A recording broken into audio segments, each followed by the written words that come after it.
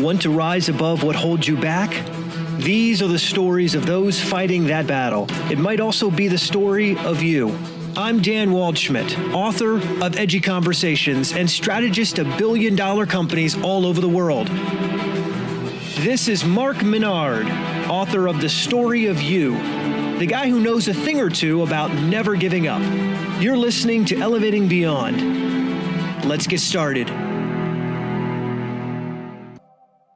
Hello, everyone, and welcome back to Elevating Beyond with a two-word mission statement: change lives. And you notice I'm not in the Elevating Beyond studio. I'm actually honored to be here at my company, Dreamshine. We've done some from in my office, but never where you have this beautiful backdrop here where we serve our awesome individuals with developmental disabilities. And I am here with the one and only Marcus. Full middle name? Marcus Aurelius Anderson, that's me. Marcus Aurelius Anderson. I always want to call him Marcus Aurelius. He was showing me some gladiator moves with my sword earlier.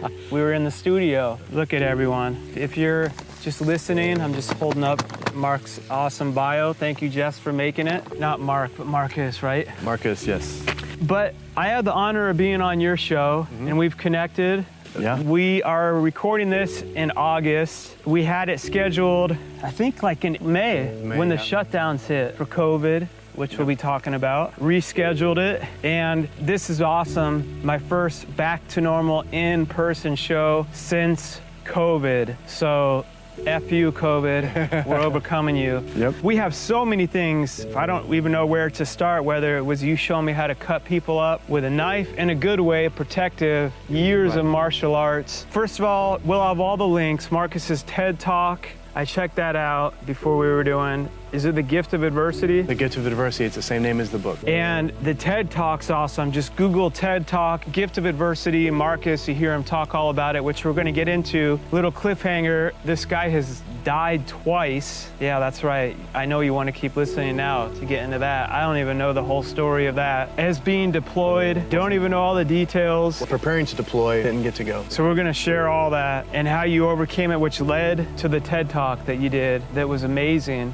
A lot of people have watched that. It's almost like 100,000 people already. Yeah, it's getting up there, and it's a message that resonates, and right now, for better or for worse, it's a message that people need. Absolutely. Like, really, I want you to share that whole backstory, man. I'm just trickling in from, you were also told, like, that you weren't gonna walk. Correct, till I wouldn't be able to walk or use my hands again. Yeah, there was a lot to take in. Wow. So not only that, I mean, we were jumping down just to get here where we're sitting now. So obviously, you've overcome that. A little bit, most of it. That dying twice. You've been doing coaching, building your business as an entrepreneur, have your own podcast, and then you're getting ready to switch it to, we can have it all in the show notes, but do you want to mention your current show that you have? Yeah, the current podcast is Conscious Millionaire Epic Achiever. Probably by the time this airs, there'll probably be about 85 episodes that are out. Incredible people, love the Conscious Millionaire Network. Jivicum III is an amazing entrepreneur and coach. Really taught me how to podcast and what it took and how to interview and how to do that. And now I'm going to be pivoting into another podcast, which will be available shortly. So if what we're talking about today resonates with you, just follow me on social media and it'll talk more about that. And if you would subscribe to the current podcast, Epic Achiever, you'll love it. I've talked to Navy SEALs, I've talked to incredible entrepreneurs, Olympic athletes, professional athletes, MMA fighters, and it's all about people that have found adversity in their lives. The people that I've met, they either see adversity as something that stops them, or they see it as something that triggers them to create excellence within themselves. And it doesn't always happen overnight, and it's not always easy, but those are the people that I really resonate with because that's what I went through, and that's very much the hero's journey. So whether it be you with business, whether it be you with a relationship, whether it be with you trying to find purpose in your life, everybody goes through this. And the more people that you can find that have done that and overcome it, just like with Mark's story, right? When he started, the idea is to see adversity as opportunity and ask yourself, what can I learn from this? What can I let go? And how can I turn this into something that becomes the best thing that's ever happened in my life? And if you can do that, adversity will always be a gift, and you will always embrace it and try to find it at every opportunity that you can. We're really going to get into your story of what happened with the adversity, what it was like to die not once but twice, which blows my mind. And of course your book, The Gift of Adversity, leadership mindset coach, working with different business owners, CEOs, high performance. Yeah. People all over the US, probably in other countries too, I'm sure. Yeah, internationally, different parts of the world, so that's great. When you have information that can actually go around the globe, that means you're doing something right. How many years have you been in martial arts again too? I started doing martial arts when I was 11 and I'm 48 now, so I've been doing it for quite a while. As we were talking and you were like sharing, like really, we were in my office. We should have had that part. I had my sword from 300. Actually, we both have our pocket knives on us. Yeah. And he was showing me like the right way to make the moves and all that. But what's cool is so much of that goes into leadership, like not in a stupid cheesy way, like what you learned, what you've developed, the mindset behind it transfers into doing business, being an entrepreneur. Yeah. And I was just saying like, there's no one way to do anything, but like when you're doing it from what you've built off, it makes it the most like practical and genuine. And I'm listening to stuff and I've had a company for 13 years, but you're talking different martial arts things that you've learned and things that you're doing with that, and it's totally new stuff to me. I love it. If anybody that's listening to this has a business, or if you're trying to figure out what you want to do, there's probably 1 or 2 areas in your life that you don't even realize it, but you're an expert in. So it could be an expert in video games, it could be an expert in nutrition, working out, whatever it is, but that's sort of a sphere, that's sort of a circle. You would be surprised if you would take the things that you're an expert in, 2 or 3 things, and kind of overlap them like in the Ikigai, the Japanese concept of purpose, or in like a Venn diagram that we see today. As those areas overlap into what you are and into who you want to become, you will see that there will be pieces of each of those things. So to talk about martial arts, Bruce Lee says his philosophy for his martial art, Jeet Kune Do, his philosophy was absorb what is useful, discard what is useless, and then add what is specifically your own. So if you have experience as a BMX bike rider and you're opening your own business, there's probably something you learn from that. Maybe you learn discipline, maybe you learn to be tough. Maybe you have insights into a specific product that would be niche specific to BMX. Yeah. And now because you know that group and you know that market so well, you really understand what their needs are. And then by doing that and branching into other things,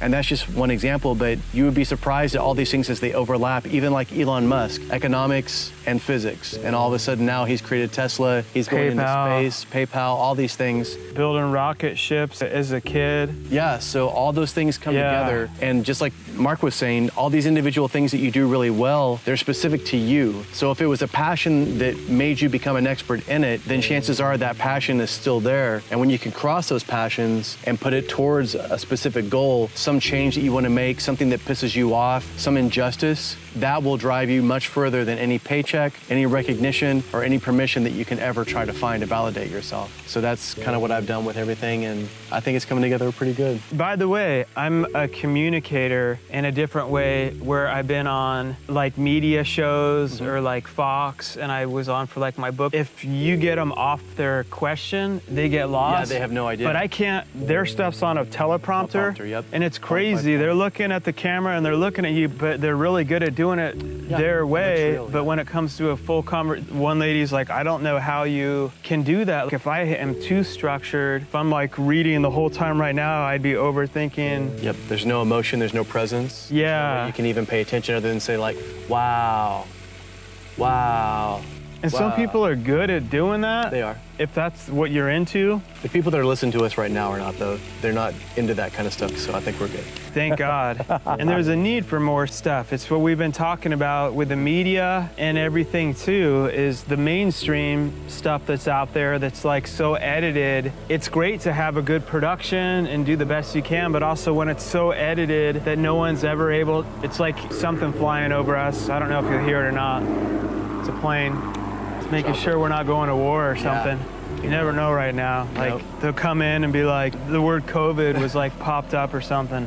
But that's the thing, is they'll get into a lot of problems and fear, but they don't get into really discussing things. And that's what I love about podcasts and conversations, and where different sources are coming from that people are now able to really have availability to. It's all about like being able to get at a more in-depth level and hear. I'm not an expert on COVID or what, but I know what I know, and I know what I've been dealing with. There's a million things that we've discussed that you don't even hear on the regular day-to-day like media, because they don't go into like the more in-depth challenging things. Like, schools opening back up as they're getting ready to open up next month, I think, September, into August. Everything's been such a blur. My kids haven't been in school since April. And it's been weird because I'm all for everyone being safe and no one wants anyone to get sick and die. But we also have learned there's a lot of ongoing statistical proven facts that continue to show, thank God, that fortunately a lot of the death rate is much lower. Look this up for yourself, by the way, but it's like 0.0004% or something. Right. The majority of a lot of people,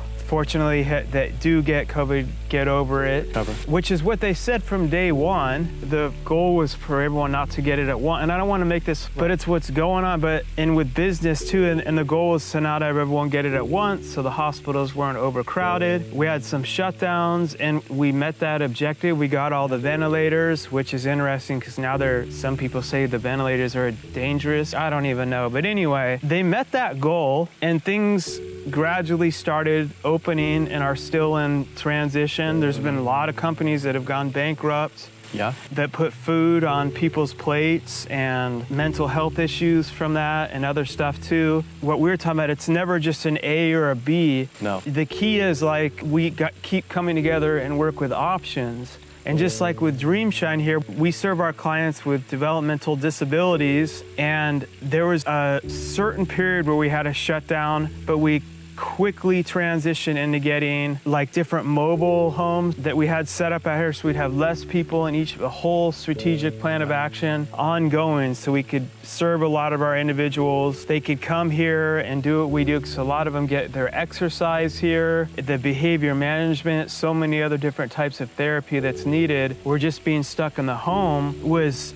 endangering in ways that they have other health issues where they weren't able to walk, and we were seeing things. So it's like continually, and it's been a lot of work, sleepless nights, and we've been persevering through it. But the thing is like continuing to get the facts the best you can and keep making options and being strategic. And with the schools, what I'm voicing out, I understand virtual option, and for those that are like health endangered or just really scared, I empathize with anyone too. And for a lot of other people that parents are working and kids need to be in school, not to mention just social skills and depression, and I don't know, maybe education, if you think it's important, schools, someone should maybe speak up a little more, because the virtual thing, to be honest, and we pay like one of the highest taxes, and I work my butt off to have them where we are in the schools to pay that, and the virtual thing was a total unprepared joke.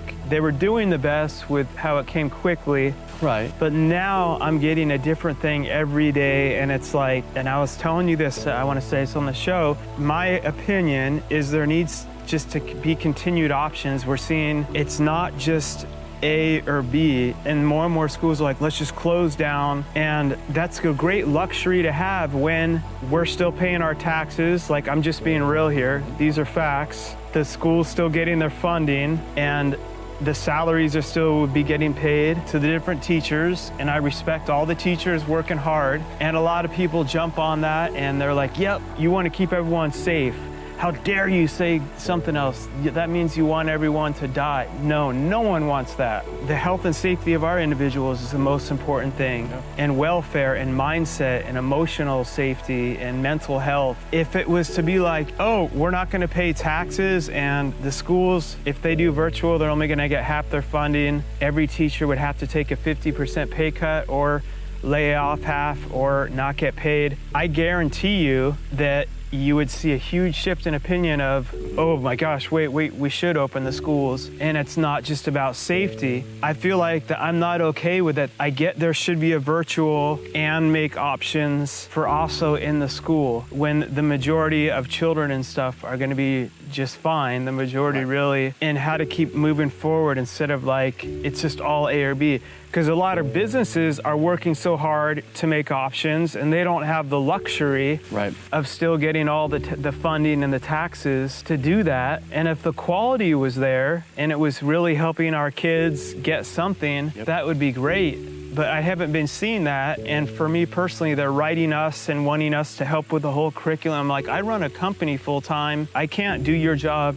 teaching, and don't just send me some online and do nothing to make more options. This is about problem solving. And I'm not just saying it's A or B. I just feel like I haven't seen this discussed at another level. It's kind of just like we get a notice, this whole school district isn't opening. One said for the whole year. I'm like, really? You're already calling out the whole year? Maybe start 2 weeks late and start with a transitional plan. And it's very convenient to keep having the funds and the taxes without the work output. Or a why? Like, what about a lot of the kids in the cities that are in abusive families that are just going to be around all that even more? And like you were saying, as an entrepreneur, as a person that owns your own business, the people that I coach as well, their companies don't have the luxury of just sitting back. They have to pivot. They have to adapt. They have to understand it's not A and B. They have to figure out what it is, because the market dictates what the truth is. And what Mark's talking about is this idea that the market is not happy in an education system with paying a lot of money and not getting the kind of reciprocity that they would expect that they're entitled to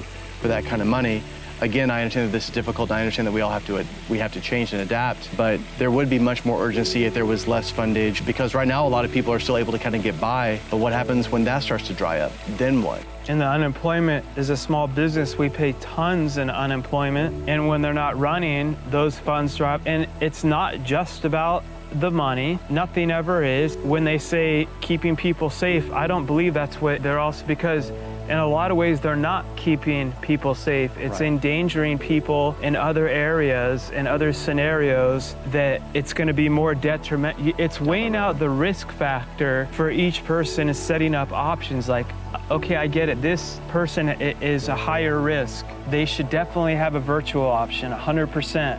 Or they live with someone that 100%. But a lot of people, if it's healthy and they're feeling like that, the parents have to work full time and the kids can't just be home all day that are in second grade and take virtual. How is that safer to where the mom is either having to drag the kid to work and be around more people and exposure, or try to have the kid home and can't help the kid and that, or the second is just left home alone? And it's like, okay, so then you'll have some accidents and you're endangering lives in that area. And that's gonna stack up. And no one wants to talk about this second grader that was left home alone because the parents both have to work full time, and the freaking school didn't make any single option for him. Doesn't know how to swim, walked out in the backyard, fell. There's a canal behind the house and drowned. That's a death, and people will be like, how dare you? It has nothing to do with COVID. Well, that is a death that the school would have caused by not having that option to. These are what you all have to just think about in the big picture. It's not just an A or B, as to where that child or children would have less exposure that are going to be safer. I'm just talking. I'm not saying I have all the answers and stuff. I just feel like, unfortunately, the media doesn't dive deeper into, there could be new evidence, but just factually looking at what we keep seeing, it's like we have to keep something going. We have to have more options. And like I told you, I don't get into just like unnecessary things. I'm not a scientist, I'm not a doctor, but when I start to feel like it's affecting people's lives in a bullying, dangerous way, it becomes more of a responsibility to start to be like, I'm seeing wrong done here. And this is beyond just like freedom and stuff. That's a whole other conversation. But like, I'm starting to see, whoa, this is endangering some people that are in very bad situations to not have an option like regular school to go to. And by the way, Harvard. Harvard is doing all virtual and charging how much? What's the tuition? It's like 45 or 50 grand. So they're not cutting their tuition charges, but they're cutting the quality of service that they provide in the process. So what if, as a business, people said for virtual services, because even for us, we have options and it's a lower rate that we're able to bill. It's like half. So what if the tuition's in half for virtual? I'm just guessing, but all those people that are so gung-ho on it's all about safety, you'd see a lot, the dean coming out saying, oh no, we can make more options and have in class, and telling every professor, oh, we're gonna have to cut all your salaries in half. But it's very convenient when you're The tuition's the same. Yep. Sorry to all you that are enrolled, and we're gonna make it virtual, deal with it. You're not getting any price break. To me, that's not right. No, because you're not providing the service that you're paying for.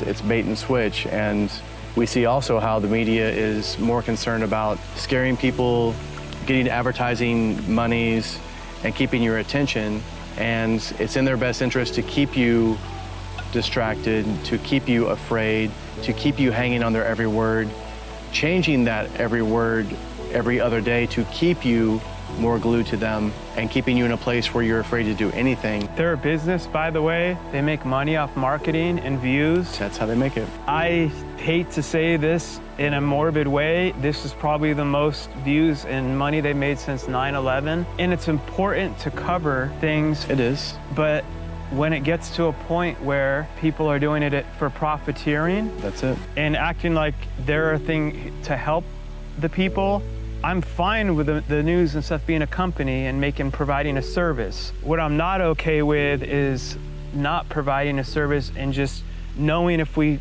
get more fear, more drama, more controversy, Right. we get more viewers, we make more money, and that makes schools and stuff not open, versus how do we really help give the best? That's what's pissing me off. And even with the media, there's plenty of stuff that should be in the media that's not right now. Nobody's talking about what's going on with human trafficking. Right. With all this going on in Hollywood, with all these people that are flying to islands to have these, terrible things done to other human beings. I don't hear a peep from Hollywood. I don't hear anybody saying anything about it.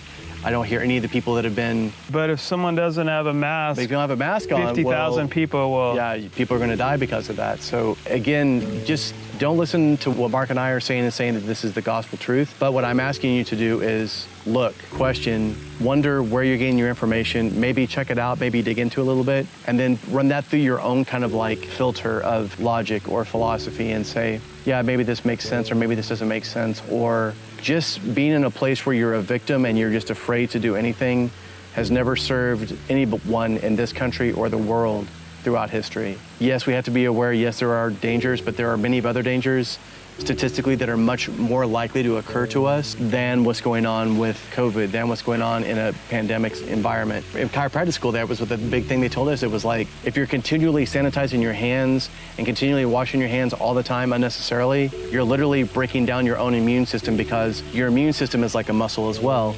If you don't get exposed to things, it will not have any reason to get stronger. Therefore, you're going to compromise your immune system. Couple that with people that are staying at home, not eating very good food, not working, not moving around, not doing anything physical. Now you have this. Which is like one of the biggest things to combat is a healthy immune system. Absolutely. Neither of us are saying not. We all wear them for my company, I'm so protective. We're outside right now. If I go in a place, I'm following whatever the stuff is. We're super careful around our clients. All of our team wears them. And I'm not even saying with the schools opening, with options, the kids can wear masks. I'm not saying to be totally ignorant, but the options of just totally, like the staying at home for a little while, okay, but that wasn't supposed to be an ongoing, permanent, and that was just to not overcrowd. This is what you all told us anyway, that not you listening, Right. but The powers that be. to not overcrowd the hospitals, and that objective was met, and everyone worked really hard. And how do we keep progressing and moving forward? And they said there'll be ups and downs. 80% of people eventually, they said, would get it, but they're trying not to get them all to get it at once. Right. Out of those, they said about 79.9% will overcome it. I don't want anyone to die either, of course not. The swine flu came through when Obama was here. It was that H1N1. There was another pandemic like 3 or 4 years, maybe 7 years ago. You look it up on CDC, because I'm always on there. But there was another one, and that killed over 500,000 people. Nothing ever shut down. I'm not saying that some measures couldn't have been taken, but it's very interesting that went through, and you didn't hear a whole lot about it. And they weren't testing that. Nothing's ever been tested and magnified like this too. If that would have been tested as much, we probably would have saw that killed way more people, similar or higher even than this. But because it wasn't on the spotlight and stuff every day, it just it didn't collapse economies, and there's people, that's what I mean is like, be safe, we all care about lives, but let's keep looking into ongoing options. Well, and it's become this huge state of division, and you have people where they politicize it, or it's almost a religious ideal where if you don't wear a mask, then you are not courteous and you hate other people. And if you do wear a mask, then you're living in fear and you're weak. That's not what we're saying at all. We're saying be intelligent. We're saying, yeah, there are certain precautions necessary. However, at what point do you understand that this is not as bad as people have made it to say initially? I would rather them do what they did, which is tell us that this is like a plague and that we all batter down for a little bit and then realize that it's okay, as opposed to acting like it's not a big deal and millions of people dying needlessly. But I think we have enough data now, and I think we also see where this being manipulated to where economically as a world, not just in the United States. Bankruptcy. Exactly. So we're winning the battle, so to speak, by staying home, but we're losing the long-term war of what's going to happen 6 months, a year, 2 years, 5 years from now. There are huge, huge blue chip companies now that are going under. If you go somewhere where there's a mall, you're gonna see a lot of places closed down. Rolex is not producing anything anymore at this moment. All these like big companies that have been able to be here for centuries. People think of it as it's just about the money. No, well, money is what gives people food to buy, masks to buy, healthcare. Me being able to keep all my people team, I have a full healthcare plan.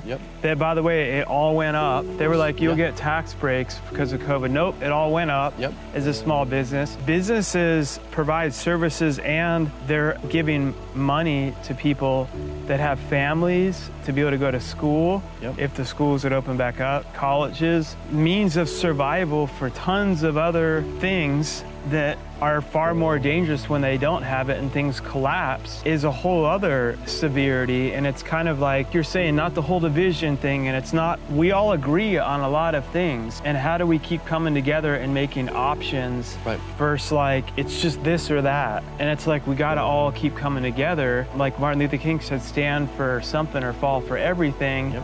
And when you see where it's starting to affect other people's lives by doing everything that is being forced to do in a way that's dangerous, that's not only concerning, that's not okay. And that's why I'm like mentioning it now. Like there's some stuff that's starting to happen that I'm not just gonna sit here and blindly say nothing just to try to people please and say what it doesn't cause any controversy, because it's not right. Well, it's not right, and frankly, it's not sustainable.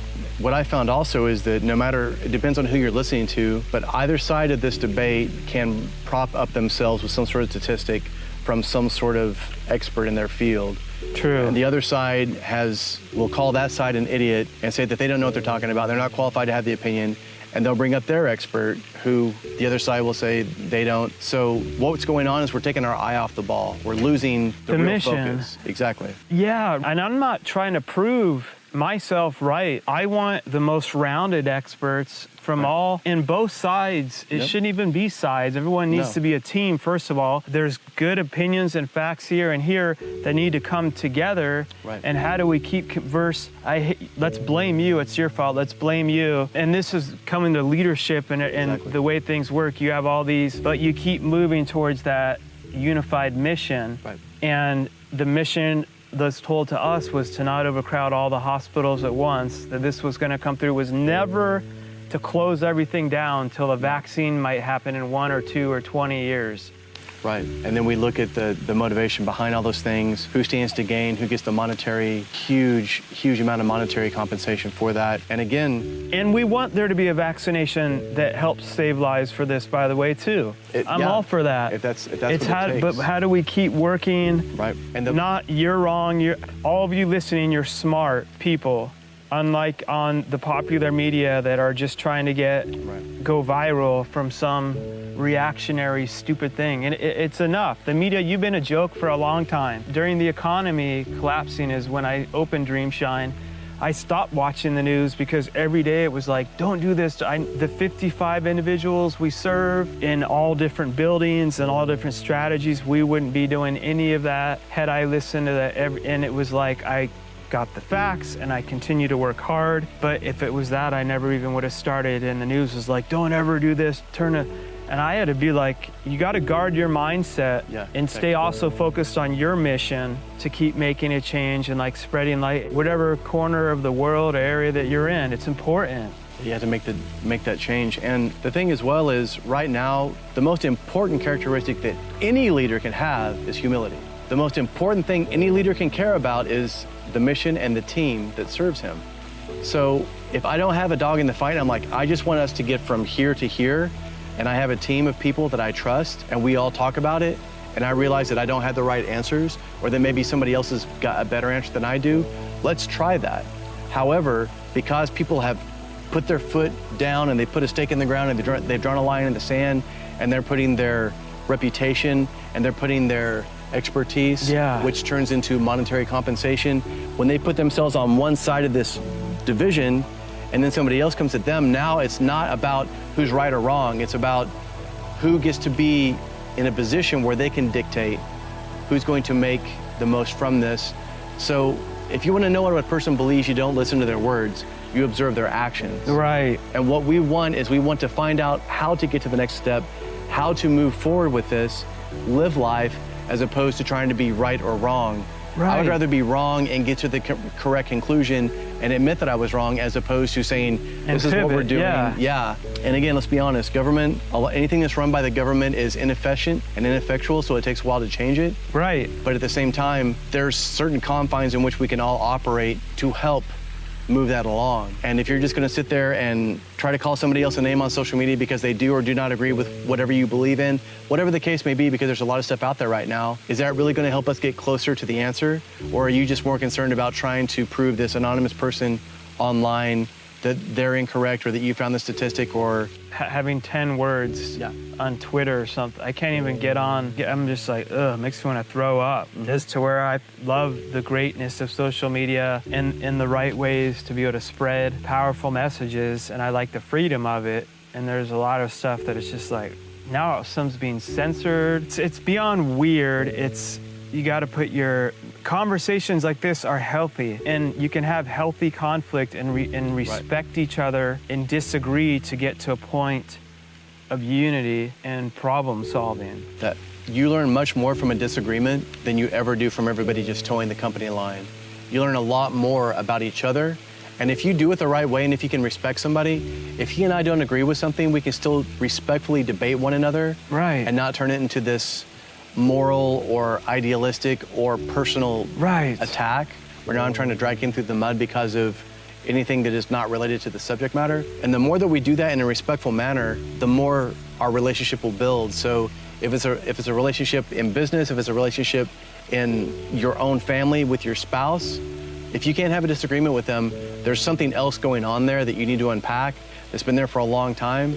And the reality is, if you're around anybody long enough, even if you grew up in the same place, went to the same schools, had the same education, were raised in the same religion, had the exact same hometown, if we wrote down everything on a list, eventually there would be one thing on that list that you don't agree with somebody else with. Right, and that's what makes us unique. We're supposed to be learning new stuff. That's it, and that's what life is. So if you just cut everybody else out of your life or out of your business or out of your relationships simply because you disagree with them with one thing, that is the sign of an immature middle schooler. That's not the sign of an adult who wants to learn, or an entrepreneur or a leader who's willing to say, you know what, I was wrong. How can we take this information and best use it, as opposed to trying to placate to my own ego and say, well, that's what I meant to say, but you executed it incorrectly or whatever.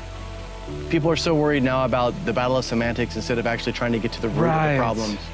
And if we can figure out what the real causation is and the direction we want to go, we can get rid of all this other stuff that's superfluous and is muddying the water, honestly, and stopping us from getting to the next place we should be moving towards. And by people too, I'm always like, when they say I'm like, don't include me in that. When they're like, we, I'm like, I'm not part of that we. And it's like, again, the media will act like everyone this believes this. I'm like, I'm not in that. Right. Don't you dare count. I believe some of that and some of this. Right. It's not just A or B. And now that it's starting to rain, we're going to switch, and because I want to talk about before you were a best-selling author, before you were a TEDx speaker, international speaker, leadership, mindset coach with your business, going through the adversity of what happened to actually, I'm gonna say not just die once, but twice. I can't even, it's craziness to me, and being told that you weren't gonna walk again. So the rain feels kind of good. I would like to just keep doing it, but I don't know if my I'm good. camera's gonna make it. Whatever you If want the to do. camera's fine, if things start shorting out on us, I don't have just unlimited funding coming in ongoing You don't? through, Through the government loan? I spent hundreds of hours on all that. And like I said, with the recession, I dealt with what it took to work with banks and having a business and good credit, and still no one would give anyone anything, and having to just, you like you said, it's either a victim or you have to keep creating options. It's either Everything. Yeah, it's either a sad story or a powerful lesson, and we're the ones that shape what that looks like for us. If you look during the Great Depression in the early part of the 20th century, there were more millionaires created during that time than any other time in history. So if we're just saying, oh, because we have a downturn right now, that we should all fall apart, no. This is a perfect time to create disruption in all these industries. This is showing huge gaps, huge cracks in the armor in education, for example. Do the teachers give a damn, really? Because when everyone's ready to just throw in the online, great, cool. I haven't seen teachers and stuff that are really passionate. Like, what about the population I serve? It's the special needs and developmental disabilities. They literally can't be home alone. They need full care. A lot of them need assistance with feeding. They have behavioral issues. They're in danger. They don't have care at home. Their parents have to work. So are you just, and I know everyone cares, but by doing this, you're showing you don't, because it's like, screw them. They can't do virtual. And like, that's where I really will get mad, because it's like, there's no, oh, and here's the plan for that. And from a percentage You standpoint, can't just leave all this out. Like, Yeah, it's so neglectful. well, and statistically, there are probably more people that are in need that need this kind of help than people that are being hurt by the pandemic in general from the actual virus. That's not saying the virus, you want people, no, we can't blame each other and be like, well, do you want people with developmental disabilities to die?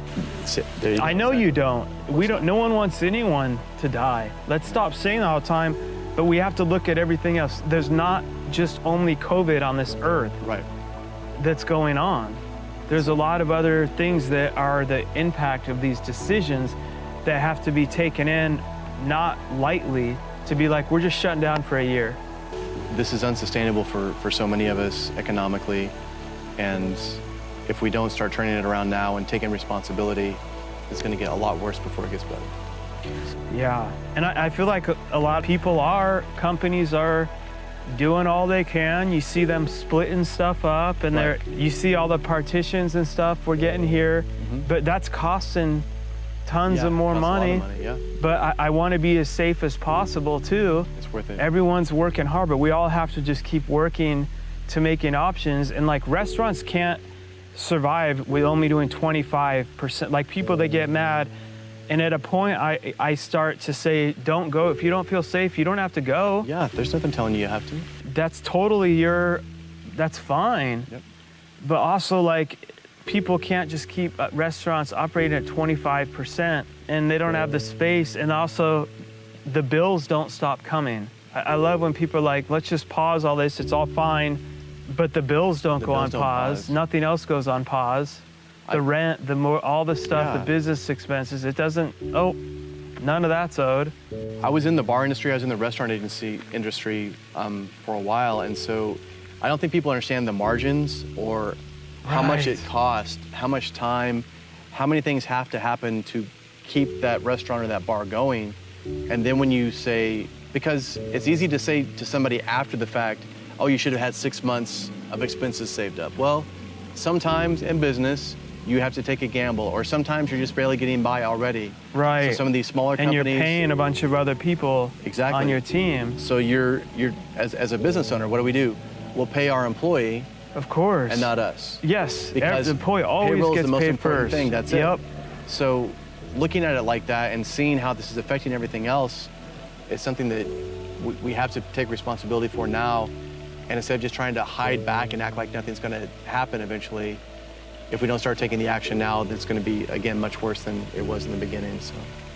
Right, and keep taking action and options. From that, just challenge yourself, challenge us, challenge everything respectfully, but we have a lot of smart people. Everyone, I know all my listeners, everyone watching use your problem-solving skills to keep helping solve problems. Like, I'm not just doing this to attack and say I hate it. It's like, how do we keep strategizing and not giving up and problem solving, making options, never ever just A or B. That's anyone with an A or B mindset never thrives. No, this is the time to disrupt these industries and to change the way we're doing everything. In business, what I always do is when I work with a company is I show them the plan that they had before, the business model, and then I show how woefully obsolete it was by giving them something that's elevating. Yeah. So they realize it's like, listen, if I made 20 million last year, but a bunch of my employees were unhappy, we all got burned out. Right. And now we want to make 40 million this year. Well, if you're using the exact same model that you were before, it doesn't take long to figure out that you're not going to be able to do that. And then you'll have turnover, which burns you, which is exhausting. Yeah. The morale goes down, which then over time affects the everything. Product, the service. Yeah. But if you can sit down and say, listen, this is where we were very inefficient in this process. This is where our vision was not very specific, and this is where we weren't developing and innovating, whether it be a product or a service. If we can do all those things, if we can say, what does my customer do before they buy my product? What do they do instead of buy my product? What do they do after they buy my product? And what do they buy in addition to buying my product? And start looking at a bigger idea like that, that's when you start to see all these other dimensions. So like I talked about before, having these areas, these spheres of ideals, this area of expertise, you can put all these together into your business and create something that makes you unique. You may even develop your own niche. And like Christopher Lockhead says in his book, Niche Down, he says specifically, if you can own a category, if you're the first one there and you do it well, you will own 3/4 of that category. Even if other competitors come into your sphere, they will be fighting for that last 25% because you have already owned it.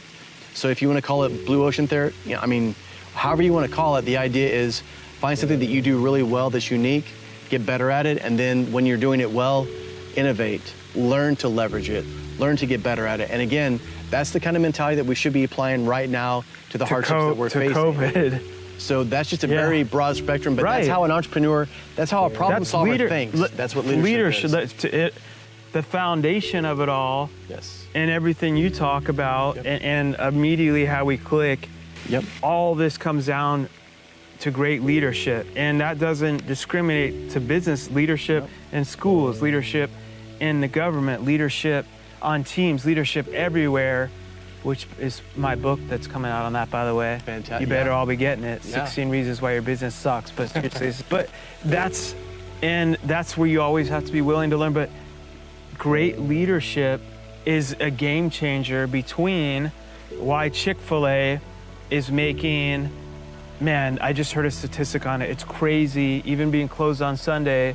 It's something like 60% more revenue a month than McDonald's, and they're closed on Sunday. There's an example of leadership done right. If you go to a Chick-fil-A and see the experience of them saying you can never pay a teen barely minimum wage and have them be good. You go there, how are you doing, sir? How are you, ma'am? They'll come out in the rain to your window. The little things like that, and they do leadership training, and then kids go there now, and that actually looks good. They get leadership, pre-leadership. That they invest into their team members. That's leadership. The food's good too, but there's other places that have just as good of it, but the leadership and the product, all of it matters. Yeah, of course. But a 60% margin, and they're closed on Sunday. Have you witnessed the culture of a Chick-fil-A? Yeah, it's insane. It's like night and day from another. You want to go back just because you're treated great, and I messed up on that. Sorry, sir. Oh, here's a thing for a free one for next time.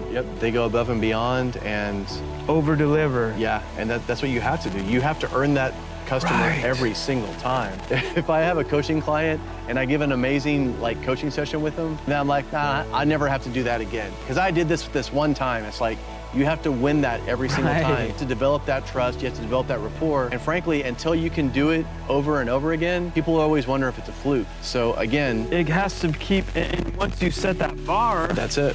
you have to keep it at the level of X. So it's like all those amazing things matter. So you go to Chick-fil-A a year from now and say they're not, hey, what's your name? And you see it. And usually things happen gradually. Right. It happens that places will notice, oh, we got to start doing Right. that, making this a priority. Like there's stuff we've had with our team. And you go outside of the box to work on it. Takes more time, more effort, but then you get that unity and that momentum. That's it. You It's get a that beautiful belief. thing. As you went through craziness of getting ready to deploy for the Army, having your disc rupture in your neck, being rushed into the hospital, getting surgery, waking up and finding that you died twice. So crazy. Now we've gone through, you've been struggling, you've been having all these different emotions. Of course, who wouldn't? But then you're told your legs, like at this point, were they giving you optimism like, No, through this- rehabilitation, you'll be able to walk again? So they told me, they said, listen, this is what you're left with. You're going to be paralyzed for the rest of your life from the neck down. Now, what they'll do is they'll still put you through some rehabilitation just to keep blood flowing. So they would have people come in and put my feet on like little Just to keep blood pedals to keep circulation. blood circulation. And they would do the same thing up with my arms. But you couldn't feel, so were you thinking in your head at that time, my legs won't Even burst? that time, I want to die. Yeah, because you were thinking I won't be able to have, You do not understand I can't even imagine. how much we take our bodies and ourselves and our time for granted until it's gone. They say you don't know what you got till it's gone, but that's not true. You see, you know what you have, but you assume that you will always have it. So being very physical, being this soldier, being in a place where at 38, I didn't think I would ever be able to do that in my life. And I'm doing just like crazy superhero stuff, right? Yeah. Going from that, Yeah, doing a martial arts your whole life. yeah, being able to go from that to being able to not even change a bedpan, that is a big wake-up call. And not even being given like the hope of, but through rehabilitation, there's a good chance, more being told, there's a good chance that you won't have. On top of that, like the hopeless, And that's where it was. you're gonna have to adapt to not. Around this, because the more you fight against this, the more angry you're going to be. Whoa. So I was in denial. Then I was angry because I was angry at everyone around me. I was projecting, but I was Sure. really angry at me because I realized all the time, all the opportunity, all the talent that I'd taken for granted, and I thought that I would always have it. Like like being able to. And it was Good taken away man. overnight. Like I said, I was literally suicidal, but I couldn't even act on it because I was paralyzed. So imagine how much of a victim I felt like, right? I mean, you Right. hear me talking about the victim mentality. I lived it, people. So you were in, are they trained to understand? I mean, like you're probably very impatient with the nurses, Matt, Oh, yeah, even they though know. you feel like they must be trained to know, man, They are, to but not listen- take it too personally at first or what? They are, but that doesn't mean that they want to come in the room anymore. Right. Normal. Like, they don't want to why go would out of they the have way to to do get that, screamed right? at all the time. Yeah. So going through Jeez. that, and then that's when I had just like huge regret. And you were divorced and you were, oh man. Broke, divorced, bedridden, and paralyzed, wondering what do I do now? What do I do with my life? I felt like I'd been bitch slapped by the universe. Right. I felt like I had done something wrong. And I felt like God had said, listen, I gave you 40 years and all this talent to do something amazing with your life, and you didn't act on it. So I'm taking it back. That's exactly how I felt. And that's why I was so mad. So that's why you hear me speak with such passion about taking action, about not being afraid to fall down. Because guess what? Even with the perfect plan and the perfect team and Right. the perfect financing, you will fall down. You will fail. There are parts in the story that you don't know and you're not supposed to know. Right. That's part of the story. Until you go through Right. adversity, that's where the gold is. That's where you learn. Nobody wants to talk to my story now if I was just having a basic, simple life where there was nothing going on. It wasn't fair. I did get bitch slapped. Why did you let this happen, God? But what are you gonna do? Where you can flip the story is, wait, what if this didn't happen because God or whatever hates me? Yep. What if it's because I am still capable of so much more and wants me to now use, my story doesn't end here. No, this is the This beginning is a of the new story. other chapter. It's Yeah. like, it's never a lot of times just Oh, no. like, well, this one thing happened. No, it it was was- more of kind of like going through, did you start to get something with your legs that started to give you some hope or something? For me, what happened was I was just angry and livid at everyone for months. And I've done martial arts for a long time. I've understood all the philosophy. I've studied studied Taoism, Buddhism, Zen, Stoicism, all kinds of ideas. So I had that stuff keep coming to my head. And the thing that kept coming to my head was adversity is a gift. I never really heard that before, but it just seemed to come together. But it's really easy to hear something philosophical when your life is going well and be like, oh yeah. But when you're in it, it can almost make you more mad. It sounds like a bunch of flowery BS. You're just like, man, shut up, right?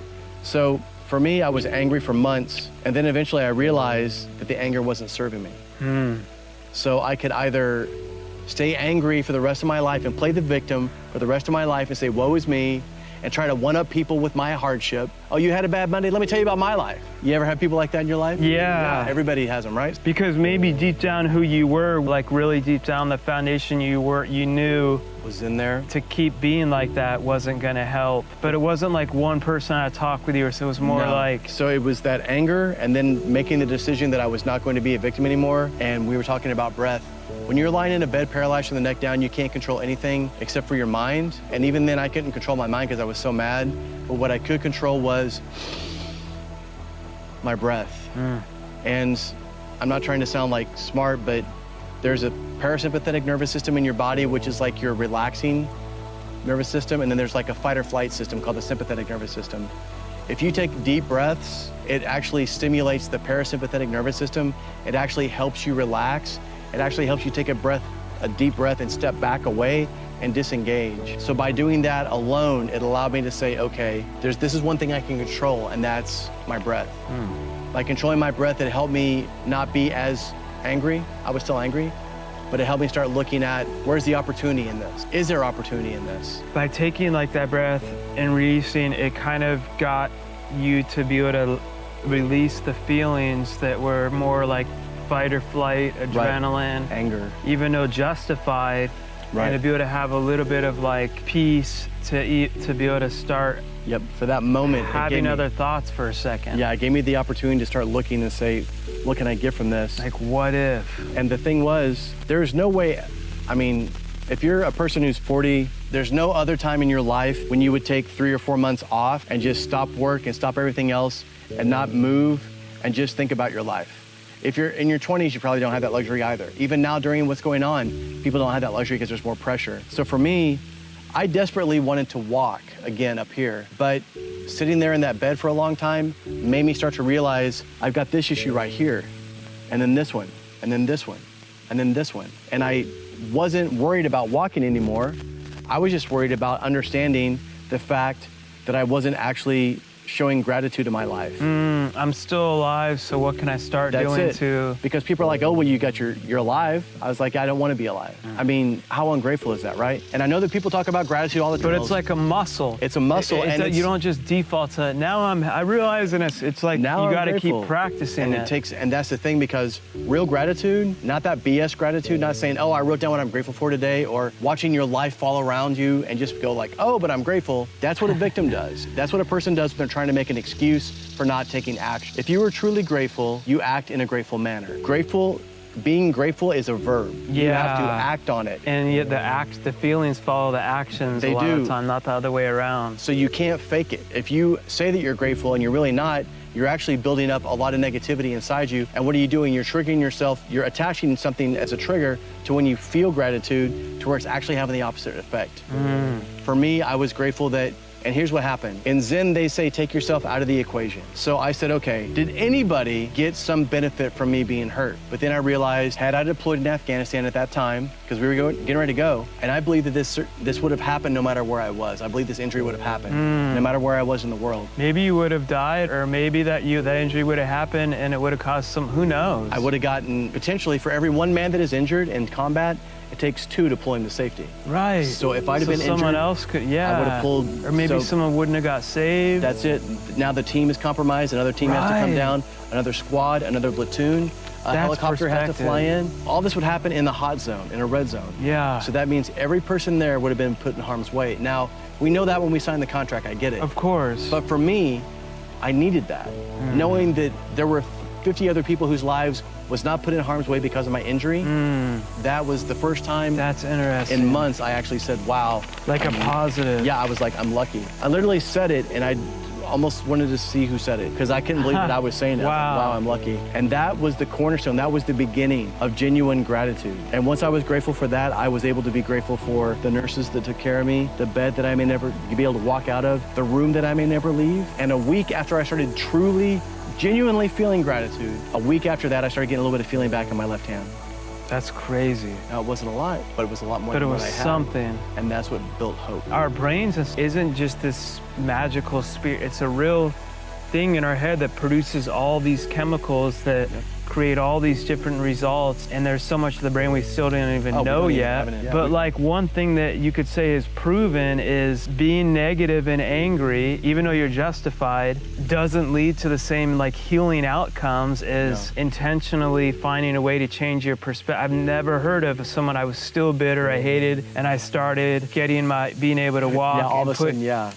It's always like the power, and that's why whatever, like the prayer, and that it's people that are doing these things, it's leading towards some type of hope and gratitude that is another whole part of your healing process. Real gratitude. Real gratitude, right? Not fake passive aggressive. Fake, passive, exactly. Not the microaggression gratitude that people have and they are secretly jealous of somebody else, or they're unhappy when they see somebody else succeed, or they hate themselves and that's why they work out, or they don't want to eat food because they feel like they have a negative self-image. And your body understands this. Your body figures it out. So you can say it all you want, but if your body does not believe it, it's not going to go with it. And I don't know neurologically what happens specifically in my body, but that's my experience. So just like with my death experience, that's what helped with my recovery. Wow. And that's amazing. If you listen to Joe Dispenza, he has a similar story where he healed himself. There's other people that have gone through Joe Dispenza's material where they have had similar experiences. I did not do what they did. I just said, listen, what else have I not been grateful for? And I went all the way back to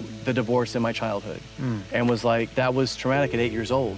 Yeah. But I need to be grateful for that. I basically went through my entire life like it was a piece of yarn, and I would tie a knot into anything that was like a negative experience, and then I would untie that knot and unpack it and say, that's a good analogy. What was the lesson in this? What did I learn? Or here's something else. It may not be something that you learn. It may be something that you forgot and you got reminded of, right?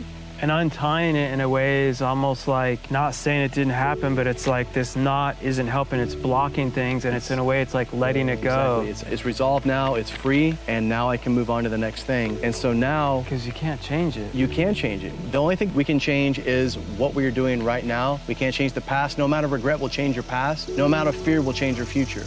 And the energy that you're like negative or positive holding on to from that. That's it. And it confuses you. It confuses anything else that has energy around it. So the reality is this: you get to decide what you want to do with whatever the situation is that you're in. And if you want to just stay there and complain about it, here's what I talk about in my TEDx talk, and I mentioned in my book, but I want to give you urgency right now. I just want to ask you, if you woke up tomorrow paralyzed from the neck down, what would you wish you would have accomplished with your life? If you let that sink in and you think about the things you would regret, if you would think about the things that you would change immediately if you had the second chance, those are the things that are really priorities for you, that really matter to you. And everybody that we know now that has anxiety, that has fear, is because they are putting somebody else's priority in place of their own, and they have resentment, they get stressed out, they feel burned out. But if you look at how hard this guy works and what he's built in this environment, he works a lot of hours, he's put in a lot of time, but the passion and his mission and his drive is so powerful, it doesn't matter. We understand that when we get to the top of the mountain, all the hardship and all the adversity that we had to go through will feel irrelevant once you're there. But right now, people are just now fighting. They're just now feeling what it feels like to feel true adversity. And if you cannot see that as a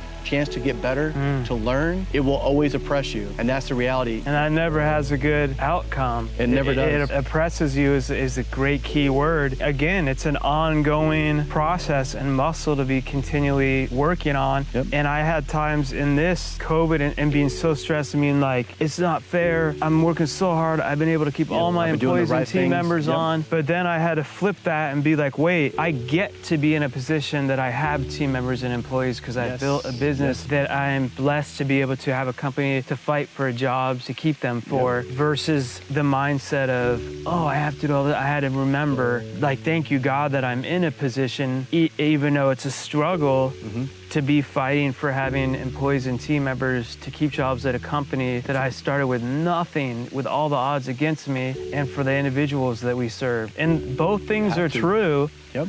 But then you do that and you literally can feel the chemical switch, and it helps. And I think that's the key, is to notice when you're like buffering on some type of negative dwelling, to realize, whoa, this is happening. What do I need to do something to flip your switch? And that's always a huge one. I would be like, man, I'm complaining about this. Marcus was in the hospital being told he wasn't going to walk again. And then I'm complaining about trying to get this loan for the PPP to keep, but I can walk. That's it. And it's true. There's always somebody that has it worse. We talked about acceptance, right? So I went through denial, anger, bargaining, depression, and then acceptance. Yes, which is normal. Bargaining makes us hope that there's a way for us to get out of it, and that keeps us in that victim cycle. So for me, this adversity that I was facing, this paralysis, in the martial arts, if there's a bigger, stronger person that's pushing against me and we're on the same plane and we're both pushing, if they're bigger and stronger than I am and they have an advantage that way, if we continue on in the same direction, it's the definition of insanity. I will never be able to stop that person. I will never be able to beat them. However, just like we were doing earlier today, if I can angle off and they fall forward, now there's a gap. You can try to use your disadvantage to your advantage. So when that person pulls forward, if I lean in, when they push, if I pull, they're off balance, and that's my time. For example, someone's bigger than you and they have an advantage where you're the underdog and they come at you with more force. Yep. Rather than be like, oh, I can meet that and counter. No, I'll get knocked out or my head cut off. But if I blend you with can it, use that. Yes. What would be a disadvantage to your advantage? Exactly. You blend with it. They don't see it coming. They don't feel it until it's too late. So for me, adversity of paralysis was something new I could never stop. So I said, okay, God, the universe, whatever it is putting this here in front of me. What if I leaned into it? What if I went with it? What if I stopped having this expectation to get to this place that I want to get to? What if I was willing to get to the top of the mountain by taking a different path instead of just saying that this is the only way that I can get there? And I just, instead of worrying about all the stuff I couldn't control, I worried about the one thing that I could control. And then I just did that every day. If you put energy into the things that you are afraid of, that's what will get bigger. You get more of it. Yeah, it's like putting good oxygen or on bad. the fire. But if you snuff it out by not giving it any attention or any oxygen, it will stop. So in this life, instead of trying to stop all the evil that's around you or the bad things that are around you, you don't have time for that. That will bury you. Right. It's like plant more roses. That's it. So if you just... Instead of spending all your time pulling the weeds. Exactly. Pour into the things that mean the most to you. If you pour into those things and get rid of all the superfluous stuff that's not really even important, I will tell you what's not important. The amount of money that you have in the bank will simply be a number on a computer screen or a slip of paper if you're paralyzed. The kind of home that you live in, the car that you drive, the kind of clothes that you wear will not matter if you're paralyzed in a bed. What does matter? The relationships that you have with other people, the relationship you have with yourself. You will figure out quickly what is important and what is not. And that's why I asked those questions before. If you were paralyzed, what would you really want? Those are your priorities. Those are the things that you should be working on now. Those are the things you should be executing against right now instead of waiting for some huge adversity to push you. But here's the adversity that every single person listening to me goes through and they don't even see it. They're blind to it. The adversity that most people have is the adversity of mediocrity. It's insidious, you don't even see it. So right. You don't even feel it. Mediocrity, being successful, like a big failure at something that you hate. Right, yeah. But having great success in something that isn't your purpose or that makes you mediocre and not happy at all or fulfilled. And the thing that's mediocrity is tricky. Like what you just mentioned. So the person who's really good at something, they have a natural aptitude for it and they make money doing it, but they don't really like it or respect it. Skill doesn't always equal purpose. That's it. So boom. Because they're good at that, that's all they do. But the adversity of trying to do something else or trying to work on themselves or try to have a relationship or try to do something unique, that stops them. So even though they're winning monetarily, they have scorched earth around them. And when they get to the top of their mountain, there's nobody to share it with, nobody that they trust, they don't feel that they're worthy of it, and they'll usually lose that money. If it's not their purpose. You can have something as your purpose and be a billionaire. Of course. But then there's always levels to that. And I love this conversation.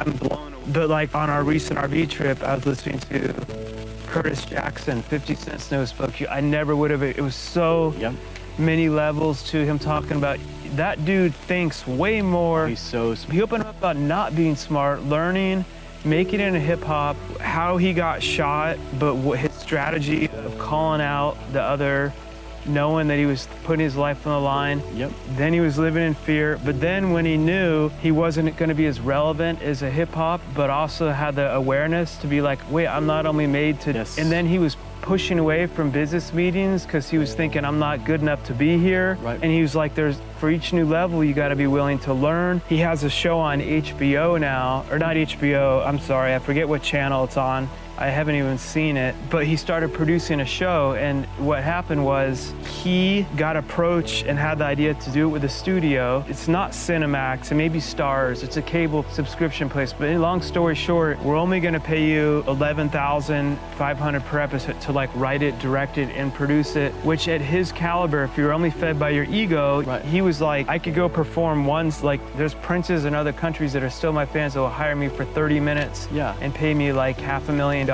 But I was looking 5 years out, and I was able to see and believe in the bigger picture of the process. show of what Yes. I was doing, and also to understand there was a time in my life where I wouldn't even be sitting at the table with all these producers that are, and people around were like, you're gonna let them sucker you into 11,500, that's chump change, which was true for him. And he was able to see beyond that. Right. And he said, because I was betting on myself to make it a success. You see his social media, he purposely had someone else be a hater, and he wanted them, they were comparing it to like one of the other hit shows on HBO that was produced by an African American that was like urban. But he said, I didn't want to be in that category. I don't care that I'm black. He said, it was the #1 show at the time, it was Game of Thrones.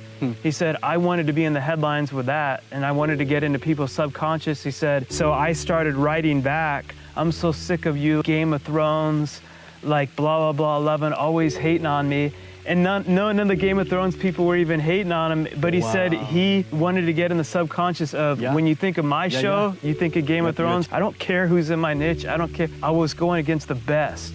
5 years later, subscription channel made more than they have. Wow. All of a sudden, they give him a $150 million contract. The book gets way deeper, but there's so many levels to that lesson. Hip hop was one part of his journey.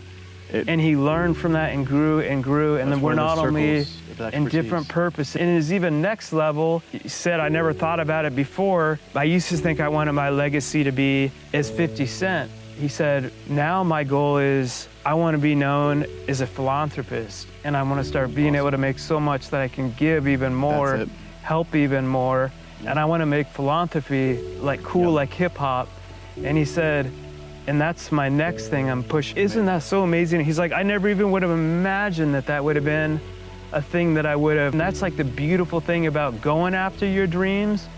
Is it's like who you keep becoming along the way. And I'm flipping it back to you talking about like the danger of mediocrity is that it's not about you. Man, it's like all the lives that are gonna be changed through you.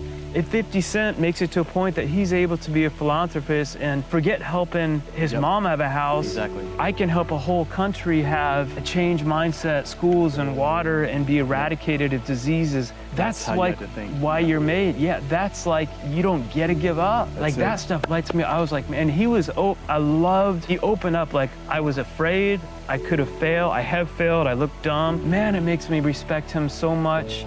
We see stuff. He admits it too. He's like, half that was my brand. That wasn't, and I knew when to be this. I knew I wasn't being fake. He's like, it's all part of me too. And that's what everybody's afraid to do right now. Either they overshare with fake openness to try to get some sort of reciprocity or try to get you to feel sorry for them, or they go the other direction where they're afraid to look at it themselves and they just try to shut it down. But I'll tell you this, the answer that you seek in any part of your life, business, relationships, personal development, anything, the answer that you seek is in the adversity that you are currently avoiding. If you are trying to get better at building your business, but you're stuck and you stopped executing and stopped trying to figure it out, that's what happened. The adversity that's pushing back against you, that's where the answer is, so lean into it. Avoiding that conversation that is conflict. That's avoiding learning how to be better with finances. That's it. If you've done a certain kind of workout or a certain kind of diet and it hasn't worked for you, guess what? There's a million other variations on that. Many pass the top of the mountain. Listen, success is not a formula. It just has a bunch of ingredients. And you can put them together any way that you want to, any way that fits for you, as long as you work hard and you're very honest with yourself about where you want to go Right. and how hard you're working. If you claim that you're working hard and you're telling everybody on the gram how hard you're working and you're busting your ass doing it, Right. listen, the truth is in your result, period. That's it. Your result is the truth. If I am trying to be the best coach that I can and nobody will hire me and I charge them $100 a month and they still won't hire me, What do you need to change? yeah, what's the difference? What's the common denominator? Me. They're not all haters. Exactly. They're not all watching HBO on Game of Thrones hating on me because my name. That's what it is. So sit back, have the humility to say, I want to learn. Right. And adversity, Then you can again, grow. doesn't care. That is the best way to learn. I say in my TEDx talk and in my book, I say the physical manifestation of adversity is an adversary, an opponent. And though it sounds counterintuitive, an opponent is your best teacher because they do not care. They will not pull punches. Good point. They come at you as hard as they can. They want to knock you out. And guess what? If you don't believe in what you're doing or if the technique that you learn is inadequate, you figure out pretty quick if it's good or not. That's how you learn. Right. If they pull their punches, I get a false sense of security and then I go out into a real fight or another fight. And guess what? Now the stakes are higher. Or even worse, you just stay in the arena and judge everyone else. Right. When you shouldn't even be there. And that's where you stay in that mediocrity instead of invest. And sometimes it takes that literal punch in the face and pain to be like, I hate you right now, but thank you. I needed this to get better. And that's the reality. Misery loves company, but not as much as mediocrity. Right. And that's And it. mediocrity is more subtle. It's sneaky. You don't even feel it. It's like silk and wrapped there's around more you. of it. It's everywhere. And you can be a great person and be just not living to it doesn't mean you're bad, but you're not. But deep down, you know it's there. Yes. Deep Yes. down, if you strip everything away, you know it's there. The I problem should say is, a good person, not a great person, would be a better way to put it even. right. But we have all this other stuff, all the stuff that's going on in the world, social media, regular media, whatever, to keep us sort of numb and unattuned. The idea is to strip away all that stuff that's not serving you and start asking yourself like the questions I asked before. What really matters to you? What do Right. you really care about? What would you die for? And then live for that. Think about these things that are important to you because here's the reality. For every person that's listening to us right now, there will eventually come a time in your life when you will no longer be able to chase after your greatest dreams and ambitions. And here's the kicker. That time is closer than you think. And it's even living mediocrity, the hurricane is still hit everyone that was living in even if you're living a life of mediocrity in New Orleans, the hurricanes and adversity doesn't discriminate, it's still gonna hit. Doesn't care, it shows up. So it it's like knocks you you're out. still gonna have to deal with crap no matter what. So you might as well keep being in the best, prepared, ongoing shape for it, That's it, and right? if we think of something that would be really, really difficult, and we apply ourselves to that, and then apply it to the things that are not as difficult, it shows us what we're capable of. And here's what I say at the end of my TEDx talk. I say, the reality is this, you can either face the adversity now by trying to go around it. You not only have to face the same adversity that you would have initially, but now you'll have to do it tired from trying to avoid it in the first place. So just like what you're saying, Like a muscle. you're gonna be mediocre, and then this hurricane hits you, And you've built no adversity. there's no muscle now, so now you're thin-skinned, so now Yeah. you're really caught sideways. And if you do not have this mentality affixed to you before you need it, it's too late. Right. I don't Going think- through the adversity of starting my company in the recession, I hate when people act like we're still battling. And you reminded me today, I got through this in my company. I got through when they told me it'd be impossible. This is another thing I can get through too. This is. I had been building that muscle. So it's like, and we always came out stronger always on the Always. other end. Always Somehow, some way that you never know. And that's what it is. Adversity is a natural law, and like the law of gravity, it doesn't care about your opinions if you try to pick up something heavy, because if you're not strong enough, that's not adversity or gravity's fault. Right. That's your fault.